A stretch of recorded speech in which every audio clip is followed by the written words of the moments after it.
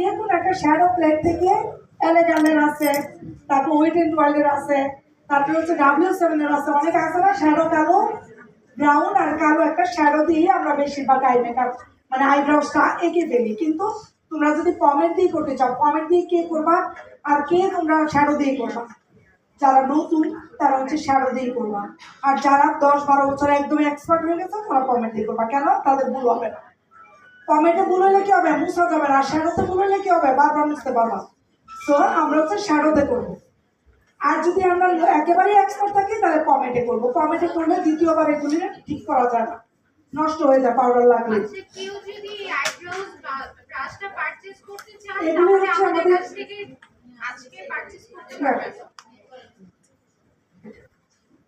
যেমন একটা ব্রাশ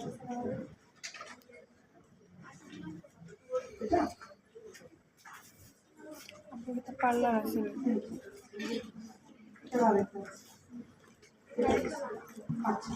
যেমন আমি ব্রাশটা দিয়ে আমি এখন আইব্রোসটা এঁকে নিব। আইব্রোসটা আঁকা হচ্ছে আমি আইব্রোসটা ব্রাউন করবো না ব্ল্যাক করবো, কিভাবে বলবো?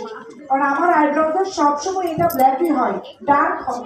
আর এটা কি কিছুই হয় না, শুধু এটা থেকে একটা আভা চলে যায়। তার চুলের কালার যা থাকবে আমাদের আইব্রোজের কালার তাই থাকবে। কখনোই এটা ব্ল্যাক হলে এটা ব্রাউন করতে যাবে না। আর এটা মানে যদি চুলটা ব্রাউন থাকে কখনোই ব্ল্যাক করতে যাবেন না।